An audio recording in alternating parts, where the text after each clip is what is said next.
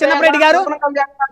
ఖచ్చితంగా ఖచ్చితంగా ఎవరైనా మాజీ ముఖ్యమంత్రికి భద్రత ఇవ్వాలి, మాజీ ముఖ్యమంత్రికి భద్రత ఇవ్వాలని కోరుకుంటారు. దాన్ని ఎవరు తప్పుపట్టరు. అని చెప్పేసి మీరు ఏమైనా చెప్పదలుచుకున్నారు? Right right right. మళ్ళీ వస్తాను. 1 by 1 కంక్లూజన్ తీసుకుని అయితే ముందు మాణిక్యాలరావు గారు మాట్లాడుతుంటా. మాణిక్యాలరావు గారు అంశాన్ని కంక్లూజన్ కూడా ఇవ్వండి.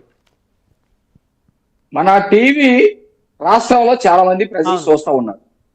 ఈ సంఘటన జరిగిన తర్వాత అక్కడ ఉన్నటువంటి మా ఎమ్మెల్యే సివి ఆంజనేయులు గారు మాట్లాడారు. ఈ సంఘటన జరిగిన తర్వాత హోమ్ మినిస్టర్ మాట్లాడారు. ఈ సంఘటన జరిగిన తర్వాత ప్రతి తెలుగుదేశం పార్టీ వాళ్ళు కూడా ఇలాంటి సంఘటనలకి రాష్ట్రంలో తావులేదు, ఇలాంటి సంఘటనలు చేయటానికి వీల్లేదు, శాంతి భద్రతల్ని ఘనంగా పెట్టి రాజకీయాలు చేయాలని ఎవడు కూడా చేయొద్దు అని చెప్పేసి మేము ఒకటి చెప్పాం. నెంబర్ 1. నేను ఇప్పుడు స్ట్రైట్ గా వైసీపీ సంబంధించినటువంటి నాయకుల్ని నేను అడుగుతా ఉన్నా. దుర్గా కిషోర్ వైసీపీ నాయకుడు, బోండా ఉమా, బుద్ధా వెంకన్న తెలుగుదేశం పార్టీ నాయకులు. ఆ రోజు జగన్మోహన్ రెడ్డి ఏమన్నా మాట్లాడారా? చంద్రయ్య తెలుగుదేశం పార్టీ నాయకుడు, ఎంపీపీ గొంతు కోసిన అతను వైసీపీ ఎంపీపీ ఏమన్నా మాట్లాడారా? అనంతబాబు వైసీపీ ఎమ్మెల్సీ, అక్కడ చనిపోయినటువంటి వ్యక్తి సుబ్రహ్మణ్యం దళితుడు, ఒక్క మాట మాట్లాడారా? ఈ రోజు మేము మాట్లాడుతున్నాం ఇలాంటి హత్య రాజకీయాలు ప్రోత్సహించడానికి వీల్లేదు అని. నెంబర్ 1. నెంబర్ 2, వాళ్ళిద్దరు తెలుగుదేశంలో గాని వైసీపీలో గాని వాళ్ళకి సభ్యత్వాలు ఉన్నాయా? కావాలంటే 1-2 సార్లు కానెమ్మడి తిరిగారు. నేను కూడా వైసీపీ నాయకులని మాట్లాడతలేదు. కావాలనే అతను బోర్ల బ్రహ్మనాయుడికి సంబంధించినటువంటి మనిషి కాలంతో తిరుగుతూ ఉన్నారు తప్ప వీళ్ళు నాయకుల స్థాయిలో వాళ్ళు కూడా కాదు. అల్లరి చిల్లరగా తిరిగారు. గతంలో ఖచ్చితంగా సంవత్సరం క్రితం మందు దాగి వీరు పార్టీలతో పొడుచుకొని పోలీస్ స్టేషన్కి వెళ్తే ఇదే ఖాన్ ఒకరికి సపోర్ట్ ఇచ్చాడు, ఇంకొకరికి వ్యతిరేకంగా ఉన్నాడు, పోలీస్ స్టేషన్ లో పెట్టించాడు చలాని. ఆ కక్షతోటి సంవత్సరం తర్వాత అతను వచ్చి దారుణం చేశాడు. ఇది తప్పు, చేయటానికి వీల్లేదు, అతనికి ఖచ్చితంగా శిక్షిస్తాం. కానీ తెలుగుదేశం పార్టీ నాయకులు అని చెప్పడం ఏంది? మీరు తెలుగుదేశం కార్యకర్తలు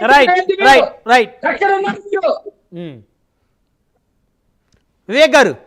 సో వివేక్ గారు, మొత్తానికి చిన్నపరెడ్డి గారేమో రాష్ట్రంలో శాంతి భద్రతలు అదుపు తప్పుతా ఉన్నాయి, అత్యాచార ఆంధ్రప్రదేశ్గా, హత్య ఆంధ్రప్రదేశ్గా ఆంధ్రప్రదేశ్ తయారైంది, ఢిల్లీ వెళ్తా ఉన్నాం, మా కార్యకర్తలు, మా ఎమ్మెల్యేలు, మా ఎంపీలు అందరం కలిసి కూడా ఢిల్లీలో నిరసన తెలుపుతా ఉన్నారు. అదేవిధంగా జనసేన అధినేత కూడా ఖచ్చితంగా భద్రతని కల్పించాలి, ఆయనతో పాటు జగన్మోహన్ రెడ్డి గారికి కూడా భద్రత కల్పించాలంటున్నారు. 2 పాయింట్లు కొంచెం క్విక్ గా చెప్తాను ఆయన మాట్లాడిన దాంట్లో. ఇప్పుడు చందు శ్రీనివాస్ గారి గురించి విశ్లేషకుల భారతీయ జనతా పార్టీ సంబంధించిన జనసేన అని చెప్తూ ఉన్నారు. సార్, ఇప్పుడు మీ ఛానళ్లలో అసలు బయట వేరే పార్టీ వాళ్ళని పిలవరు, కనీసం మిమ్మల్ని పిలుస్తున్నారు. వైసీపీ వాళ్ళను, టీడీపీ వాళ్ళని, అన్ని పార్టీలను, విశ్లేషకులను అందరినీ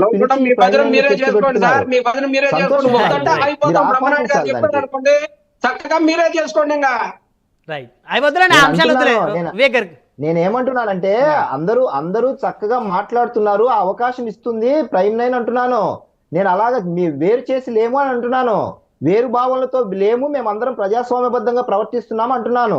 2వ పాయింట్, 40 రోజుల్లో 40 మంది చనిపోయారా? కొంచెం వివరాలు ఇస్తే దాని మీద మాట్లాడదాము. మీలాగా ఆ ఛానళ్లలో మీ ఛానళ్లలో ప్రాపగాండా చేసినట్టు దయచేసి చెయ్యొద్దండి.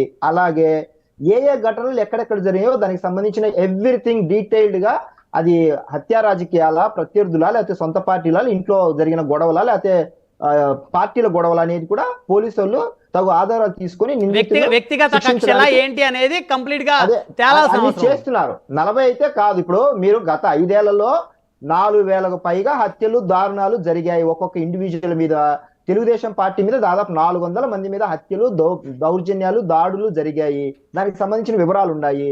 కాబట్టి మీరు చేసినట్టు మేము ఎట్టి పరిస్థితుల్లో చేయమనేది మొదటి రోజు నుంచి చంద్రబాబు గారు కానీ, మా ఉప ముఖ్యమంత్రి గారు పవన్ కళ్యాణ్ గారు కానీ, మా సభలలోనే, మా కార్యకర్తలు, నాయకుల సభల్లోనే నేను ఎట్టి పరిస్థితుల్లో సహించను, ఎట్టి పరిస్థితుల్లో శిక్ష మీకు పడుతుంది లైన్ దాటి ప్రవర్తిస్తే అని మాకు అందరి మీడియా ముఖంగా చెప్పారు. మీ అధినేత ఏ రోజన్నా చెప్పాడా? సభల్లో కానీ, అసెంబ్లీలో కానీ, బయట కానీ మీ నాయకులకు హాహా నవ్వుతా చిరునవ్వులు చిందిస్తా ఉన్నాడు కదా. మీరు మాట్లాడద్దు, మేము బాధ్యతగా ఉంటామని, ప్రజలకు మరోసారి బాధ్యతగా ఉంటామని మీడియా ముఖంగా హామీ ఇస్తున్నాము. 3వ పాయింట్ ఏంటంటే, హనీమూన్ పీరియడ్ ఇంకా అయిపోలేదా అంటున్నారు. మేము ఎప్పుడు హనీమూన్ అనలేదు. మేము మొదటి రోజు నుంచి, ఇంకా అధికారంలోకి రాకముందు నుంచి పనిచేస్తున్నాము. Day 1 ఛార్జ్ తీసుకున్న రోజు నుంచి ఛార్జ్ తీసుకున్న రోజు నుంచి ఛార్జ్ పని తీసుకోక ముందు చేస్తున్నాము. నుంచి. హనీమూన్ పీరియడ్ మీకున్నది, అటు లోటస్ పాండ్ లో ఉన్నది, తాడేపల్లిలో ఉన్నది, బెంగళూరులో ఉన్నది. 5 ఏళ్ల పాటు మీరు హనీమూన్ పీరియడ్ చేసుకునేందుకు మీకు 11 సీట్లు వచ్చింది. మేము హనీమూన్ పీరియడ్ లో అలాంటివి చేసుకోలేదు, చేసుకోము కూడా. మేము ఎప్పుడు ప్రజలకు బాధ్యతగా పనిచేయడానికే మాకు అవకాశం ఇచ్చారని ఫీల్ అవుతాం. మూడో పాయింట్ వచ్చేసి ఏమన్నారంటే బుల్లెట్ ప్రూఫ్ భద్రత ఇవ్వలేదు మీ అధినేత అని అన్నారు. సార్ ఈరోజు పోలీసు వాళ్ళు స్ట్రిక్ట్ గా ఎంక్వైరీ చేసి, అలాగే వాళ్ళ పోలీస్ డిపార్ట్మెంట్ వాళ్ళు బుల్లెట్ ప్రూఫ్ ఖచ్చితమైన వాహనాన్ని అరేంజ్ చేశారు. ఆయనకు నచ్చగా బండి ఎక్కినాడని సాయంత్రం ఎస్పీ గారు క్లారిఫై చేశారు. మీరు ఒకసారి చూడాలి. మీరు అంటే బుల్లెట్ ప్రూఫ్ వాహనం మొరాయించింది చాలా దగ్గర ఆగిపోయిందని చెప్తా ఉన్నారు. తాడేపల్లి నుంచి మంగళగిరి వచ్చేసరికి 2 సార్లు ఆగిపోయింది సార్. అదే సార్, బండి ఒక ముఖ్యమంత్రిగా పనిచేసిన వ్యక్తికి అలాంటి వెహికల్ పంపించేదాన్ని అడిగామండి. అంతలోకే స్టేట్మెంట్ ఇచ్చేసి బండి బాగుంది మేము ఇచ్చేసామని చెప్పేసి డిస్టర్బ్ చేయదండి, మాకు ఉండేది టైం తక్కువ. ఇప్పుడు బండికి పంచర్ అవుతుందా, బండి ఆడ కార్బొరేటర్ లో పెట్రోల్ ఉందా లేదా, లేకపోతే కార్బొరేటర్ మెయింటెనెన్స్ కాదు, ఎయిర్ ఫిల్టర్ పోయిందా అనేది మన చేతుల్లో ఉండదు కదా. బండి మెయింటెనెన్స్ సడన్ గా జరుగుతుంది. దానికి పోలీసు వాళ్ళు మేము ఏం చేయలేం కదా. కాకపోతే బుల్లెట్ ప్రూఫ్ వాహనం ఇచ్చారు, ఆయనకు తగిన భద్రత మాజీ సీఎం గా అన్ని కల్పించారు. మీరు అలాంటి ఆరోపణలు చేయొద్దు అంటున్నారు. మూడో పాయింట్ ఏంటొచ్చే, ఇప్పుడు ఢిల్లీలో దీక్షకు దిగుతానంటున్నారు. మరి బాబాయ్ గొడవలపోటు గురించి కూడా ఒకసారి మోడీ గారికి చెప్తే బాగుంటదేమో కదా. 5 ఏళ్ల పాటు బాబాయ్ గొడవలపోటు ఎవరు ఏంటి అనేది తెలియట్లేదు, దీని మీద కూడా విచారణ చేయండి అని ఇప్పుడు దిగిపోయిన తర్వాత చెప్తే బాగుంటది. మల్లికా గారి గురించి మాట్లాడారు. మల్లికా గారు ఎఫిషియెంట్ ఐపీఎస్ ఆఫీసరు, అందులో ఎలాంటి డోకా లేదు. వారిని ఎక్కడ ఎలా వాడుకోవాలో ప్రభుత్వానికి తెలుసు. దట్టు లా అండ్ ఆర్డర్ విషయంలో చంద్రబాబు గారు హైలీ స్ట్రిక్ట్ గా ఉంటారు, ఏ పార్టీ వదలరు. ఆయన డే 1 నుంచే చెప్తున్నారు. మీకు కావాలంటే ఆధారం ఇందాక పెద్దగా చూడలేదని అనుకుంటాను. చంద్రబాబు గారు డే 1 నుంచే లా అండ్ ఆర్డర్ విషయంలో చాలా స్ట్రిక్ట్ గా ఉంటానని ఫస్ట్ రోజే చెప్పేశారు. తర్వాత మూడో విషయము, దాడులు చేస్తే సహించేది లేదు పీకే పవన్ కళ్యాణ్ అని అన్నారు. మీరు ఆ మాట అనలేదు. పవన్ కళ్యాణ్ కూడా ఒక మాట కూడా అనలేదు, దాడుల గురించి ఏమీ ఖండించలేదు. సార్ మీకు ఇందాక చెప్పాను, దాడులు ప్రత్యర్థి పార్టీలుగా కానీ లేకపోతే మా పార్టీ అని కానీ ఆయన చూడరు. అందరినీ ప్రజలుగా చూస్తారు, ప్రజాస్వామ్యంగా చూస్తారు, పార్టీలను ప్రత్యర్థులుగా చూస్తారు, మీరు శత్రువులుగా చూస్తారు. మీకు మాకు చాలా తేడా ఉంది. మా పార్టీ అధినేత ప్రజలకు బాధ్యతగా ఉండాలని ప్రతి క్షణము చెప్పే మీటింగ్లలో ఒకసారి చూడండి. కాబట్టి ఆయన దాడులు ఎట్టి పరిస్థితుల్లో మా పార్టీలో ఉన్నా పక్క పార్టీలోనా ఎవరినైనా సరే బాధితులుగానే చూస్తారు. ఏదైనా అలాంటి దాడి జరిగితే అందరినీ మన ఇంటి వారిలాగానే భావిస్తారు. దయచేసి మీరు అసలు ఆ కలలో కూడా ఊహించొద్దు పవన్ కళ్యాణ్ గారు దాడులను ప్రోత్సహిస్తారా లేదా అని. ఆయన ఎట్టి పరిస్థితుల్లో మాకే గీత గీసి మీరు దాటినారంటే గిన సస్పెండ్ చేసి పడేస్తాను పార్టీ. ప్రధానంగా చిన్నపరెడ్డి గారు జగన్మోహన్ రెడ్డి గారి భద్రతను కోరుకున్నారు, పవన్ కళ్యాణ్ గారి భద్రతను కూడా కోరుకున్నారు. ఆయన నేను కాదనలేదు,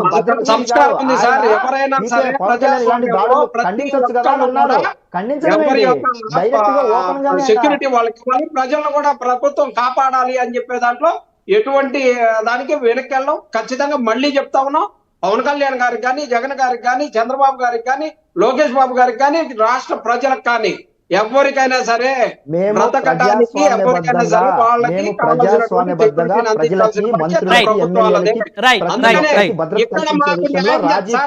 ఇక్కడ మాకు న్యాయం జరగట్లేదు, ఇక్కడ పట్టించుకోవట్లేదు. కాబట్టి ఢిల్లీ ఢిల్లీ మాట్లాడతాం, మోదీ గారి అపాయింట్మెంట్ అడిగాం, అమిత్ షా గారి అపాయింట్మెంట్ అడిగాం. రాష్ట్రపతి పరిపాలన పెట్టి రాష్ట్రాన్ని గాడిలో పెడితే తప్పితే ఈ రాష్ట్రంలో ప్రజలు సామాన్యులు బ్రతికేటటువంటి పరిస్థితి లేదు. అందుకే బుధవారం ఢిల్లీలో వైఎస్ఆర్ కాంగ్రెస్ పార్టీ తరఫున రాష్ట్రపతి పాలన అంటే అది చాలా పెద్ద మాట అవుతుంది. వివేక్ గారు సమయం లేదు, వివేక్ గారు సమయం కూడా లేదు. చందు గారు మొత్తానికి ఇక్కడ చిన్నపరెడ్డి గారు ఇక్కడ రెండు అంశాలు చందు గారి ఒక్క నిమిషం అండి చందు గారు 2 అంశాలు. ఇక్కడ ఇక్కడ చిన్నపరెడ్డి గారు ఖచ్చితంగా ఆంధ్రప్రదేశ్ రాష్ట్ర ముఖ్యమంత్రి గారికి, ఉప ముఖ్యమంత్రి గారికి, అదేవిధంగా లోకేష్ గారికి ఖచ్చితంగా భద్రత ఉండాలి, జగన్మోహన్ రెడ్డి గారికి కూడా భద్రత ఉండాలని చెప్పేసి కోరుకున్నారు. పవన్ కళ్యాణ్ గారికి భద్రత మరింత అవసరం అని చెప్పేసి కూడా ఆయన కూడా స్వాగతించారు. అదేవిధంగా జగన్మోహన్ రెడ్డి గారిని కూడా భద్రత కావాలి, బుల్లెట్ ప్రూఫ్ వాహనం పనిచేయనటువంటి బుల్లెట్ ప్రూఫ్ అంటే రిపేర్లు అవుతున్నటువంటి బుల్లెట్ ప్రూఫ్ వాహనాన్ని ఇచ్చారు. 2 సార్లు మొరాయించింది ఆ వాహనం. ఆయన కాస్త ఇబ్బంది పడతా ఉన్నారు. సో ఆయనకు కూడా భద్రత ఇవ్వాలని చెప్పేసి వారైతే కోరుకున్నారు. అదేవిధంగా ఇక్కడ ఈ రాష్ట్ర పరిస్థితులు బాగలేవు, రాష్ట్రపతి పాలన పెట్టాలంటున్నారు, ఢిల్లీ వెళ్తాము, ఢిల్లీ వెళ్ళి నిరసన తెలియజేస్తాము, ఈ రాష్ట్రం రావణ కష్టం అవుతా ఉంది, హత్య ఆంధ్రప్రదేశ్ అవుతా ఉంది, అత్యాచార ఆంధ్రప్రదేశ్ అవుతా ఉంది, ఢిల్లీలో తెలుసుకుంటా ఉంటున్నారు. సార్ ఇక్కడ బ్రహ్మనాయుడు గారు ఇప్పుడు చిన్నపరెడ్డి గారు అంటే గౌరవమే, చాలా చక్కగా మాట్లాడారు. అది బుల్లెట్ ప్రూఫ్ వెహికల్ ఆగిపోతే దాన్ని పునరుద్ధరించి మంచి వెహికల్ ఆయనకి ఇవ్వాలి మాజీ ముఖ్యమంత్రిగా, గౌరవనీయులు మాజీ ముఖ్యమంత్రి గారు అని చెప్పి మనం ఎప్పుడు అనుకుంటాం. పాలసీ పాయింట్ ఆఫ్ వ్యూ మాట్లాడుతాం తప్పితే ఇప్పుడు 22 మంది ఎంపీలు ఇస్తే మెడల్ వంచి స్పెషల్ స్టేటస్ తీసుకొస్తాను 5 సంవత్సరాలు ఎందుకు తీసుకురాలేకపోయారు? ఎందుకు మెగా డిఎస్ తేలేకపోయారు? ఎందుకు పోలవరం పూర్తి చేయలేకపోయారు? ఎందుకు మద్యం వేరలేకపోతుంది? ఎందుకు 10,000 మంది రోడ్డు ప్రమాదం వల్ల చనిపోయారు? ఇవన్నీ పక్కన పెడితే తేజస్విని అనే అమ్మాయి 9 మాసాలు మీ ప్రభుత్వంలో ఉంటే ఆ అమ్మాయి ఎక్కడికి వెళ్ళిందో తీసుకురాలేకపోతే 9 రోజుల్లో ఇదే చంద్రబాబు నాయుడు గారు, పవన్ కళ్యాణ్ గారు ఉన్న ప్రభుత్వం 9 రోజులు ఎట్లా ట్రేస్ అవుట్ చేసిందండి? ఇప్పుడు ఇందాక చెప్పినప్పుడు మాణిక్యాలరావు గారు చెప్పినట్టు ఒక దళితుడిని డోర్ డెలివరీ చేస్తే మీ ఎమ్మెల్సీని 5,000 మంది కలిపి స్వాగతం పలికారే మీరు? ఇదా మీ సంస్కృతి? మీ ఎంపీ గారు సాక్షాత్తు పార్లమెంట్ లో ఏం చేశాడో ఆ వికృతి చేష్టలు అందరికి తెలియదా? మీ అంబటి రాంబాబు గారు లేకపోతే ఇంకో అవంతి శ్రీనివాస్ గారు ఏం చేశారో మీకు తెలియదా? నిన్నగాక మొన్న ఒక మాజీ ఎమ్మెల్యే ఒక ఆడపిల్లని ఇంట్లో పనిచేసే అమ్మాయిని లైంగిక వేధింపుకు గురి చేస్తే ఆమెను అరెస్ట్ చేసింది ఎవరు? ఆడపిల్లల గురించి, ఆ అత్యాచార ఆంధ్రప్రదేశ్ గురించి మీరు మాత్రం దయ్యాలు వేదాలు వల్లించినట్టు ఉందండి. అదొకటి. మీరేదో మీకు సర్టిఫికేట్ చేయాల్సిన అవసరం లేదు. మీ యొక్క ఛానల్లో, మీ యొక్క పత్రికల్లో ఎవరెవరు కూర్చోబెట్టారో, ఎవరెవరు మాట్లాడతారో, ప్యాకేజ్ మ్యారేజ్ గారు ఇవన్నీ మాట్లాడుతూ మాట్లాడినప్పుడు నువ్వు చెప్పినట్టు నేను మాట్లాడను. మాకు తెలుసు, విశ్వవిద్యాలయం నుంచి చదువుకుని వచ్చిన వాళ్ళు ఆంధ్రప్రదేశ్ లో 5 సంవత్సరాలు ఒక ఎంపీని దారుణంగా హింసించే చరిత్ర మీది. ఒక 14 సంవత్సరాల కుర్రవాడిని వేధింపులు చేస్తే సజీవదానం చేశారు. మీరే మాట్లాడేదండి న్యాయం గురించి? మీ ముఖ్యమంత్రి గారు 5 సంవత్సరాలు ఏ రోజైనా బయటకు వచ్చాడా? ఇప్పుడు ప్రధాన ప్రతిపక్ష హోదా కూడా లేకుండా 11 సీట్లకే ఆంధ్రప్రదేశ్ ప్రజలు పరిమితం చేశారు. రాష్ట్రపతి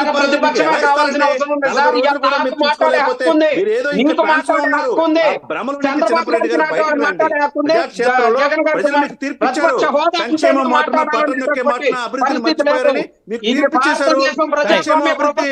ఇక్కడ చిన్నపరెడ్డి గారు మిమ్మల్ని ఎవరు మాట్లాడొద్దు, మిమ్మల్ని మాట్లాడొద్దు, మీకు హక్కు ఉంది. పరిపాలన ఢిల్లీ కాకపోతే ఇంకో జమ్మూ కాశ్మీర్ వెళ్ళండి. ఎక్కడికి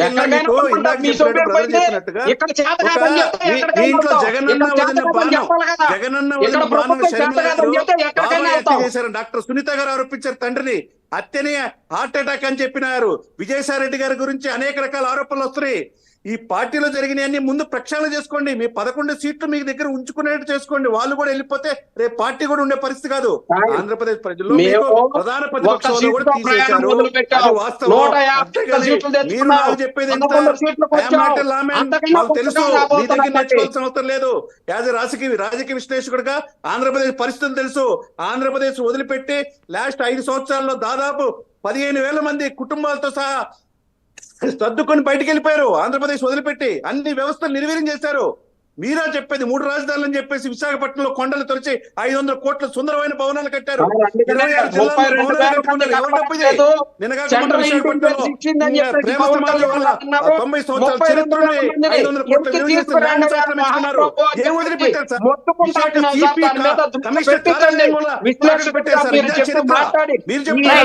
చిన్నపరెడ్డి గారు సమయం లేదు, దయచేసి మీరు ఆగాలి. చందు గారు ఫైనల్ గా కంక్లూజన్ ఇవ్వండి. చందు గారు ఒక్క నిమిషం. రాష్ట్రంలో ఉన్నటువంటి ప్రధాన నాయకులు ఎవరైతే ఉన్నారో, ముఖ్యమంత్రి గారు, ఉప ముఖ్యమంత్రి గారు, అదేవిధంగా మాజీ ముఖ్యమంత్రి గారు, వీళ్ళందరికీ కూడా భద్రత ఖచ్చితంగా అవసరం. వీరికి ఏదైతే Z+ కేటగిరీతో పాటు బుల్లెట్ ప్రూఫ్ వాహనాలు, అదేవిధంగా ఆ పార్టీ కార్యకర్తలు కూడా వారికి రక్షణ వలయంలో ఉండాల్సినటువంటి అవసరం ఉంది ఖచ్చితంగా ఇలాంటి తరుణంలో. బ్రహ్మనాయుడు గారు ఫైనల్ గా ఒక్కటే, పవన్ కళ్యాణ్ గారు అనే కింద మాణిక్యాలరావు అది జాతీయ సంపద, నాట్ ఓన్లీ ఆంధ్ర తెలంగాణ కాదు. అటువంటి గొప్ప వ్యక్తిని కాపాడుకోవాల్సిన బాధ్యత ఇప్పుడు ఉన్నది. అది గుర్తుపెట్టుకోవాలి. అంతేగాని ఏదో జరిగిపోయింది 40 రోజుల్లో అని చెప్పేసి ఇప్పుడు ఎవరో అత్యల్ని మనం ఎవరో అందరు ఖండించే వాళ్ళే. ఇది బీహార్ సంస్కృతి కాదు. ఇదేదో వేరే రాష్ట్రంలో లేదు. ఆటవిక రాజ్యం కాదు. శాంతి భద్రతలు కాపాడాల్సిన బాధ్యత పోలీసులకి అప్పచెప్పాలా. పోలీసులు వాళ్ళ విధులు వాళ్ళు నిర్వర్తించే. రైట్, మీ వాయిస్ మీట్లో పడింది చందు గారు మీ వాయిస్ మీట్లో పడింది.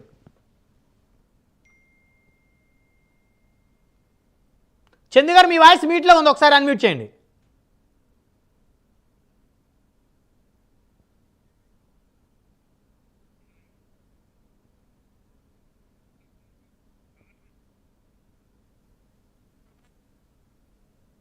వేరే వాళ్ళకి అవకాశం రైట్ చందు గారు సమయం కూడా లేదు, చిన్నప్పటి గారు సమయం లేదు.